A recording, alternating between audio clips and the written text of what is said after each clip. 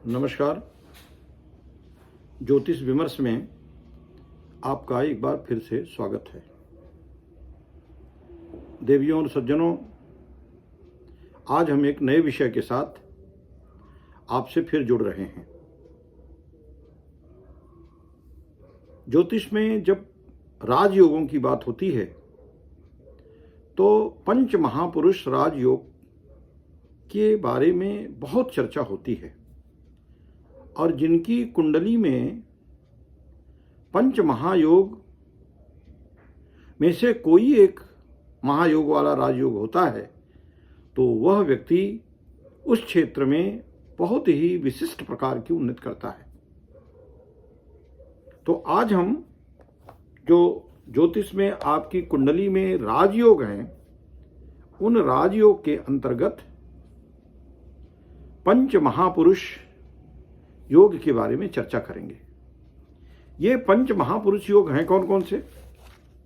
सबसे पहले आपको ये बताना चाहूंगा, हमारे जो 5 ग्रह हैं, मंगल, बुध, बृहस्पति, शुक्र और शनि, ये ग्रह पंच महापुरुष योग बनाते हैं। जैसे मंगल ग्रह का अगर पंच महापुरुष राजयोग बनेगा तो उसे हम रोचक पंच महापुरुष राजयोग कहते हैं। बुध से अगर बनता है तो भद्र पंच महापुरुष राजयोग बनाता है। बृहस्पति हंस पंच महापुरुष योग बनाता है।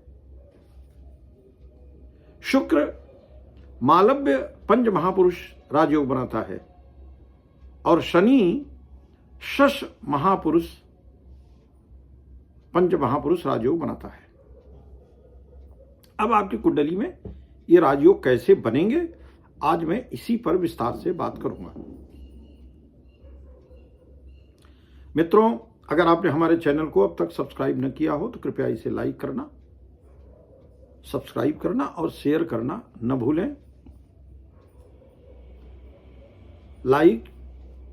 सब्सक्राइब, लाइक और शेयर करके तब आगे आप हमारी बात विस्तार से सुनें, ताकि भविष्य में जब भी कभी हम बहुत ही ज्वलंत विषयों को लेकर के आपके सामने आते हैं तो जब हम कोई अपना वीडियो अपलोड करें तो उसका नोटिफिकेशन आपको आ जाए और आप उसका भरपूर आनंद ले सकें।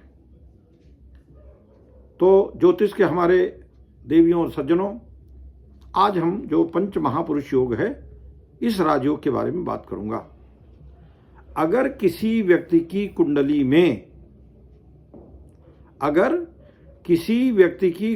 में मंगल जो हैं, उनकी स्थिति ये है कि मंगल की अपनी राशि है मेष और वृश्चिक। अगर वो मेष राशि में है या वृश्चिक राशि में है और मंगल की जो अपनी उच्च राशि है, मंगल की अपनी उच्च राशि है मकर और नीच की राशि है कर्क, तो अगर मंगल मेष में हो,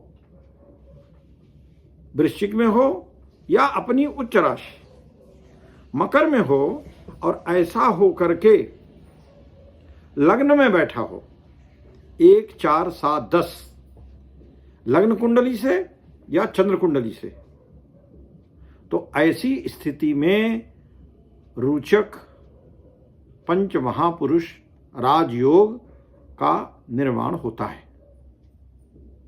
मैं इसको एक बार फिर से बता दूं, मंगल स्वराशि अपनी राशि में अर्थात मेष और वृश्चिक तथा अपनी उच्च राशि मकर में होकर अगर 1, 4, 7, 10 में लग्न कुंडली से या चंद्र कुंडली से बैठा हुआ हो तो ये कहा जाता है कि आपकी कुंडली में रोचक महापुरुष पंच महापुरुष राजयोग है। और अगर आपकी कुंडली में ऐसा पंच महापुरुष, ये जो रोचक वाला महापुरुष योग है तो ऐसा व्यक्ति बहुत बलशाली होता है शक्ति से।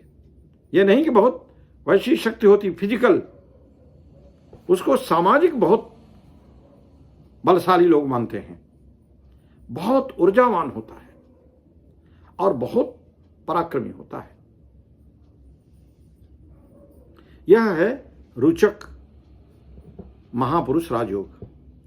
दूसरा राजयोग है भद्र पंच महापुरुष राजयोग।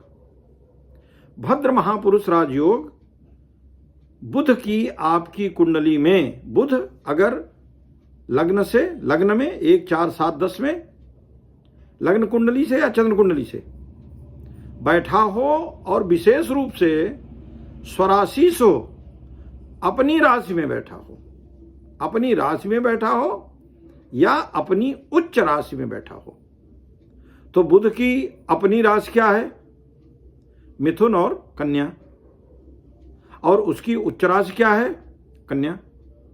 तो अगर बुध कन्या राशि में है या मकर राशि में होकर के लग्न कुंडली के 1 4 7 10वें खाने में बैठा है, पहले चौथे 7वें 10वें भाव में बैठा है, तो ये कहा जाता है कि ऐसे व्यक्ति की जन्म कुंडली में भद्र पंच महापुरुष राजयोग है।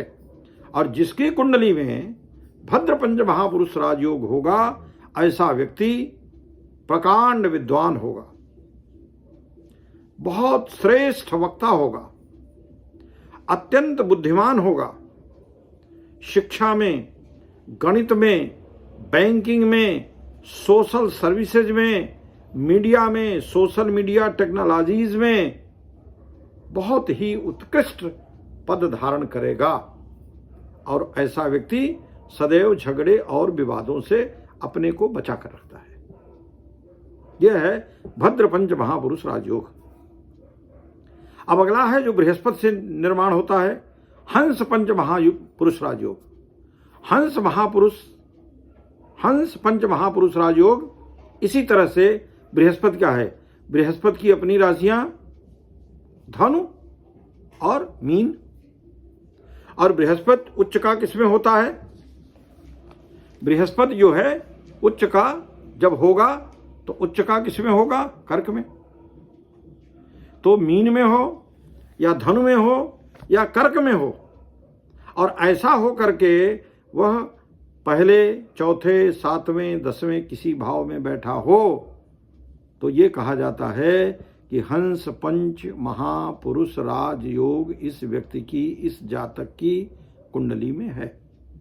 और जब हंस पंच महापुरुष राजयोग आपकी कुंडली में होगा,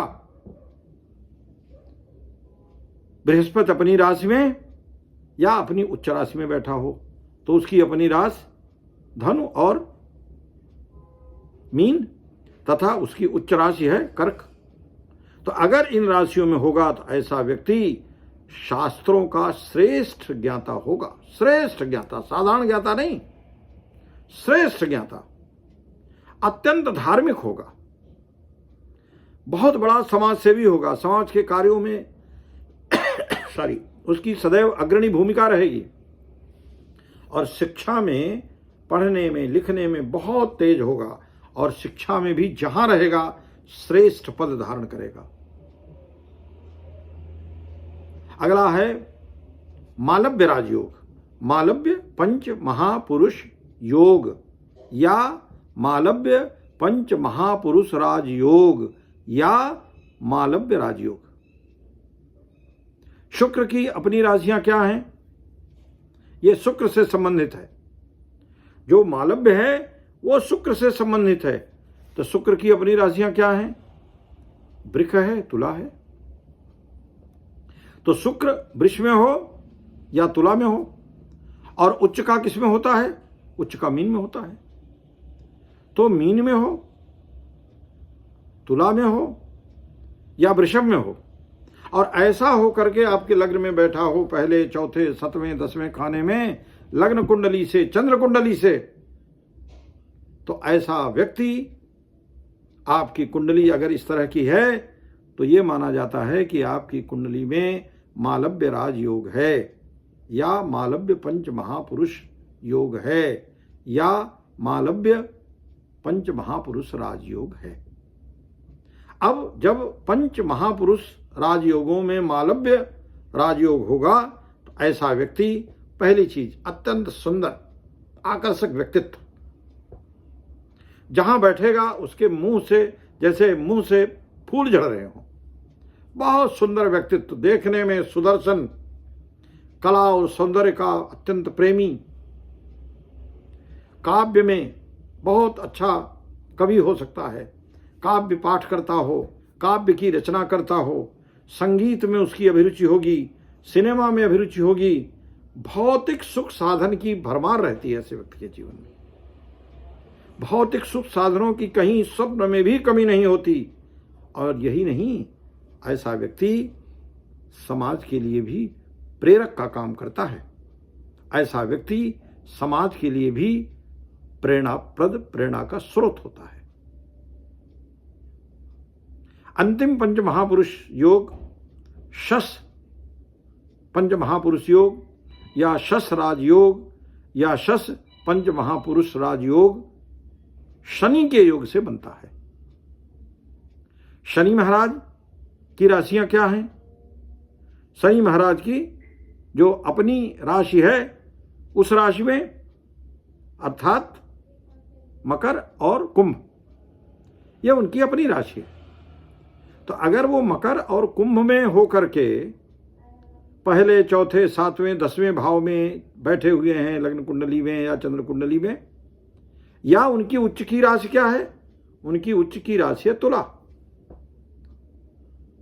तो मकर में है, कुंभ में है या तुला में पहले, चौथे, सातवें, 10वें भाव में अगर बैठे हैं तो ये कहा जाता है कि ऐसे व्यक्ति की कुंडली में शश राजयोग है या शश पंच महापुरुष राजयोग है या शश पंच महापुरुष योग है। यह योग भी बहुत ही दुर्लभ योग है। ऐसा व्यक्ति जीवन में बहुत कम बीमार पड़ता है। उसकी रोग प्रतिरोधक क्षमता बहुत ज्यादा होती है। ऐसा व्यक्ति जिसकी कुंडली में शश राजयोग है वो परम ज्ञानी होगा, अत्यंत न्याय प्रिय होगा, जुडिशियल अफसर बनेगा, न्यायालयों के माननीय न्यायाधीश बनेगा, अत्यंत व्यवहारी होगा और बहुत बड़ा कूटनीतिज्ञ होगा। तो देवियों और सज्जनों, मैंने आज आपको पंच राजयोगों के बारे में, जो बहुत ही रेयर और बड़े महत्वपूर्ण राजयोग हैं। पहला रुचक, जो मंगल के स्वराशि या उच्च राशि में होने से। दूसरा भद्र राजयोग, जो बुध के स्वराशि, जो दोनों राशियां हैं तथा उच्च की राशि में होने से। हंस राजयोग, बृहस्पति की अपनी राशियों और उच्च की राशि में होने से। मालव्य, शुक्र की अपनी राशियों और अपनी उच्च की राशि में होने से।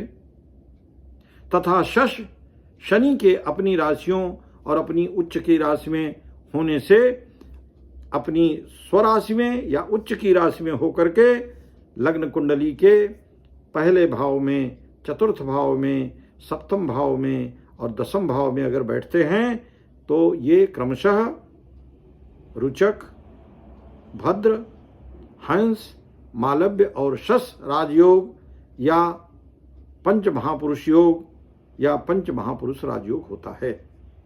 तो देवियों और सज्जनों, मैंने इन पांचों राजयोगों के बारे में आपसे विस्तार से बात की।